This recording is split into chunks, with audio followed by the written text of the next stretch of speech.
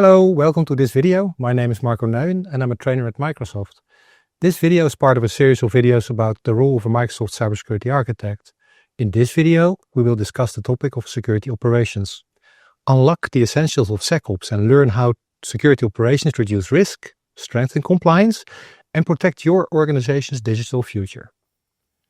The content of this video is mostly aligned with the area of security operations, identity, and compliance from a certification perspective. Now question, what is SecOps? That's the main question for this video. What is it? Is the main goal of SecOps? Well, look at the question and the answers. Is it to reduce security risk and improve compliance?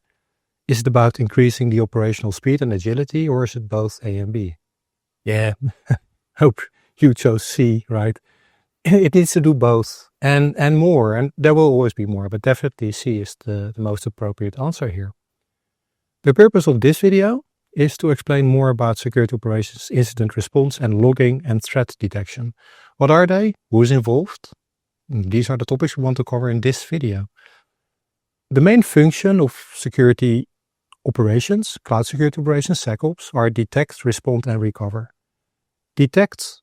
This function involves developing and implementing mechanisms and processes to monitor, analyze and identify cybersecurity events and incidents, as well as the potential or actual breaches or compromise of the organization's assets, data, systems and networks. The detect function also includes maintaining situational awareness and visibility of the cybersecurity posture and performance of the organization and its environment. Respond.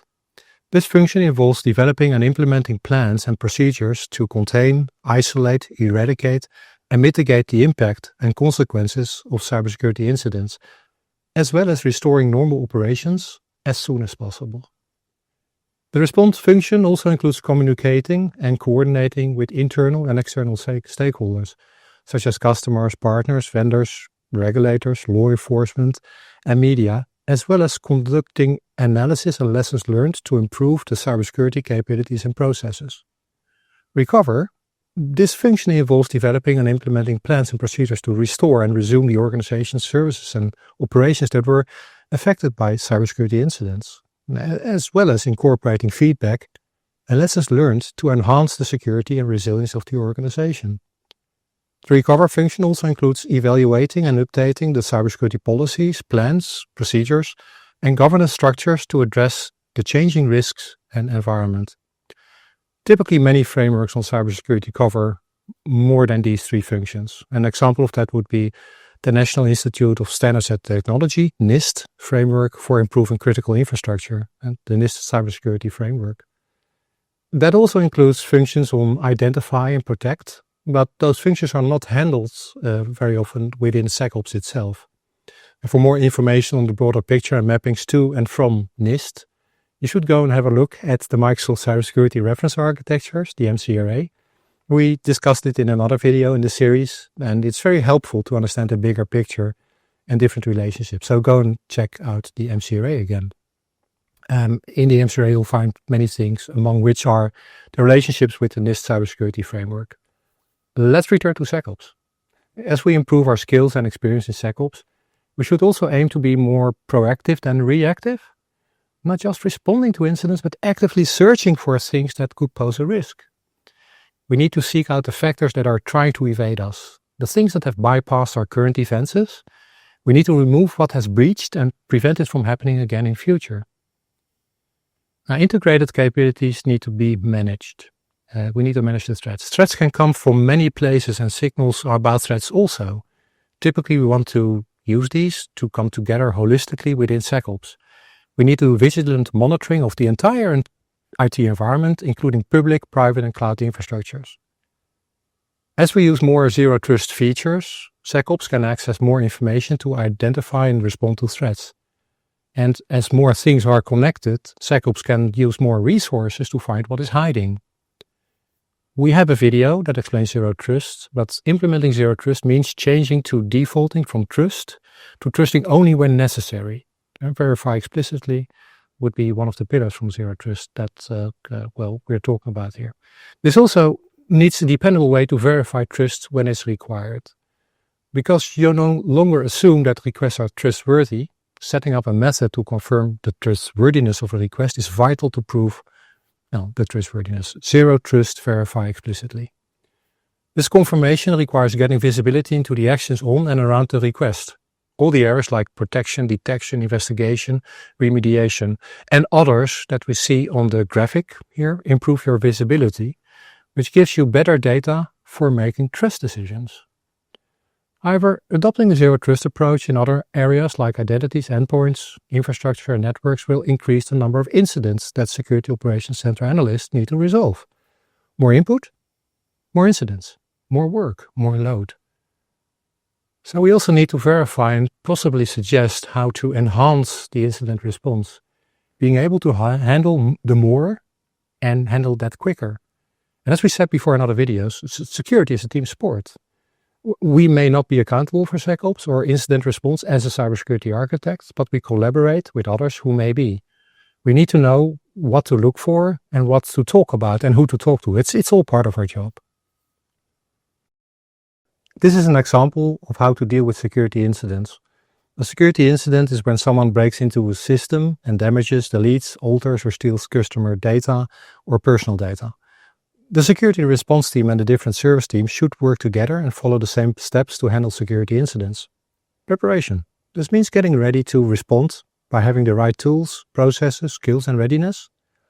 Detection and analysis. This means finding out if there is a security incident in a live environment and checking all the events to confirm that it is a real security incident.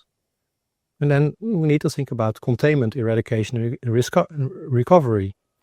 This means taking the necessary and appropriate actions to stop the security incident based on the findings from the previous step. More investigation may also be needed in this step to fully fix the problem caused by the security incident. Based on the findings coordinated by the security response team, a suitable plan to stop and fix the security incident should be made to reduce the harm of the security incident and get rid of the threats from the environment. Containment means that the relevant service team should carry out a plan with the help from the security response team to make sure the threat is successfully removed and then the affected services are fully restored. Finding all the impacted services makes it possible to eliminate and fix the problem completely. And eradication is the process of removing the main cause of the security incident with a high level of certainty. The purpose of eradication is two things: to kick out the intruder completely from the environment and to fix any weaknesses that allowed the incident to happen or that could let the intruder come back. Right? We don't want them to come back. An important part of the recovery process is to use better detection controls to check that the recovery plan has worked well and that no signs of breach are left in the environment. Improved monitoring helps to make sure that eradication was effective and that the intruder cannot come back. We also have post-incident activity. This means the analysis is done after the problem is fixed. The actions taken during the process are reviewed to see if any changes are needed in the preparation or detection and analysis steps. A thorough analysis of the root cause and investigation to find any ways to improve system security or the security incident response process. Adding new automated monitoring detection methods to catch similar things in future. How can we do all of this? And where to start? Well, maybe you should think to look towards a benchmark like the MCSB. In the MCSB, the Microsoft Cloud Security Benchmark, there is the incident response, the IR control. It has control on all these areas we just mentioned. And there are advisories on how to do it and who to involve. Not only for a platform like Azure, but also for others. So get familiar with these in the MCSB and the MCSB in general. And yes, we have a video specifically about the MCSB in the series. Maybe you've already seen that, and then you know that will come back often, just like it does here now. Now let's look at two of the incident response controls from the MCSB. There's more, but let's just look at two of them. IR1, Incident Response 1, Preparation. Update incident response plan and handling process. Ensure your organization follows the industry best practice to develop processes and plans to respond to security incidents on the cloud platform. Now be mindful about the shared responsibility model here and the various instances across infrastructure as a service, platform as a service, and software as a service services. This will have a direct impact on how you collaborate with your cloud provider in incident response and handling activities, such as incident notification and triage, evidence collection, investigation, eradication, and recovery. Regularly test the incident response plan and handling process to ensure they're up to date. IR2, Incident Response 2, Preparation.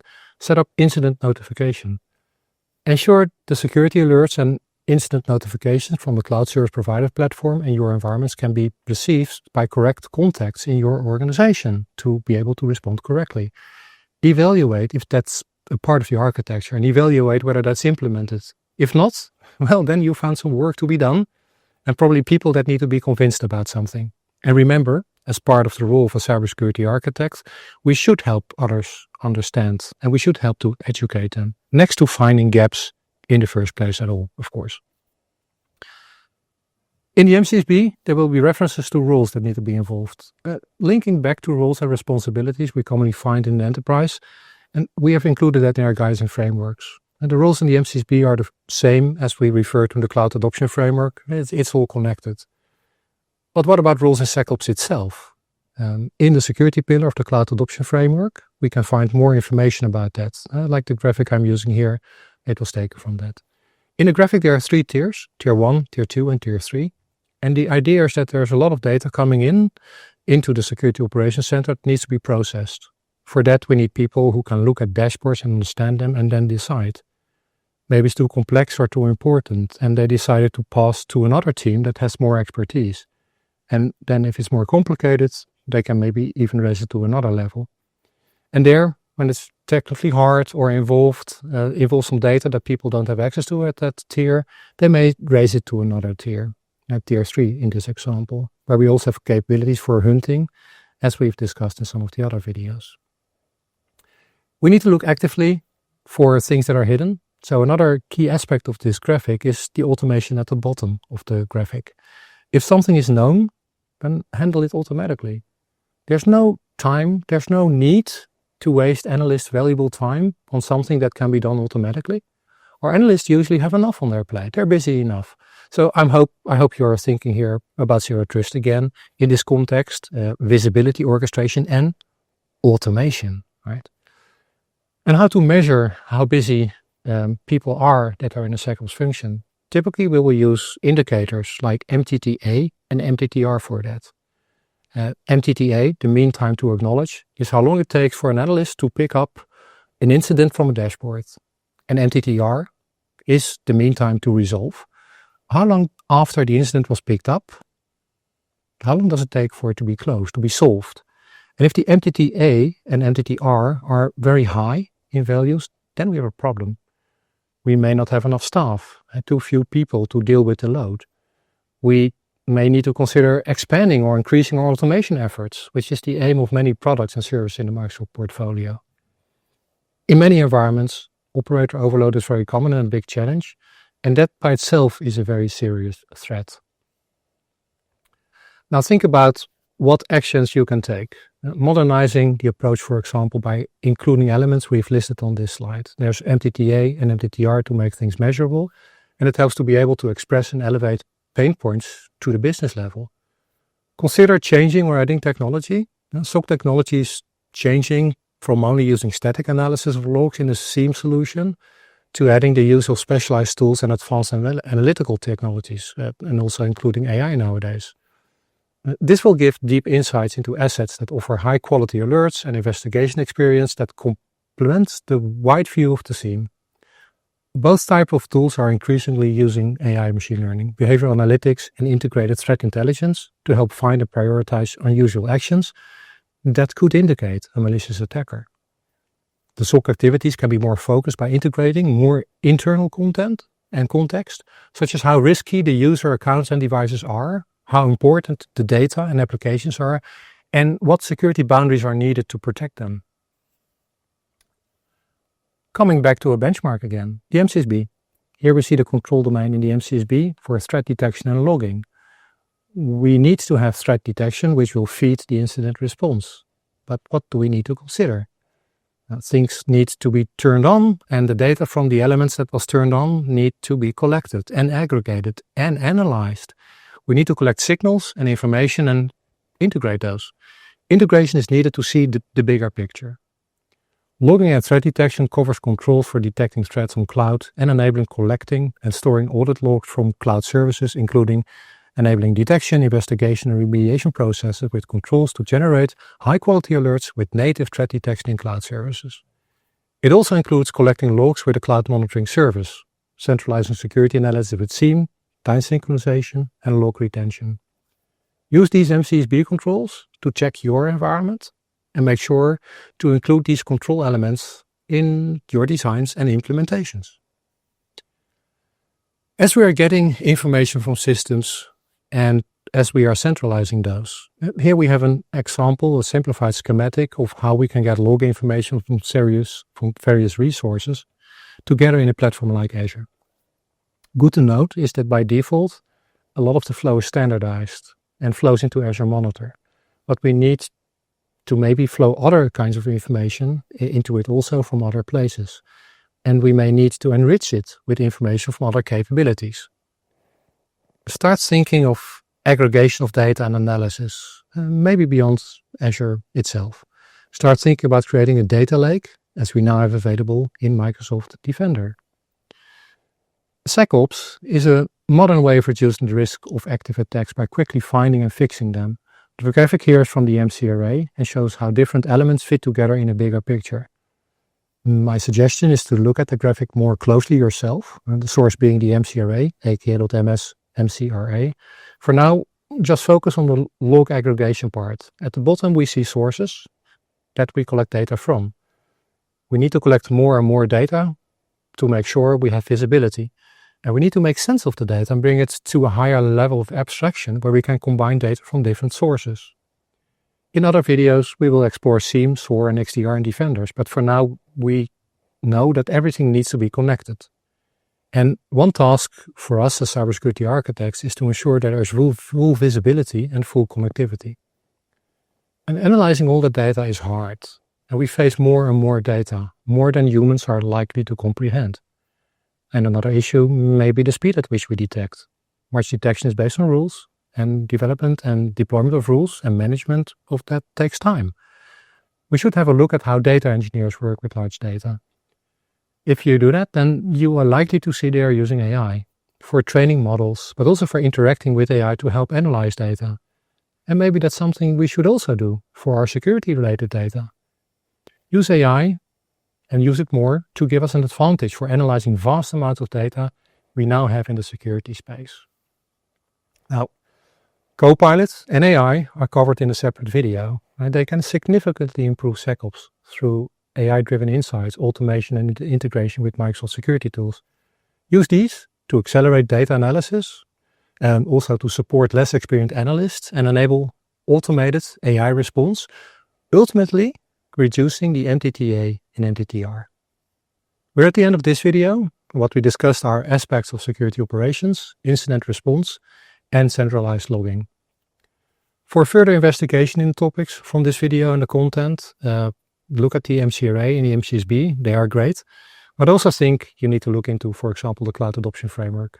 I realize these are locations that are applicable for all the videos in the series, but therefore also included a couple of other links here with good info about incident response and security operations that we covered here directly. Thank you for watching this video. And if you've got some more room or some more time, please go and watch one of the other videos in the series. Maybe I'll see you there. I hope to meet you there. Until that time, stay safe.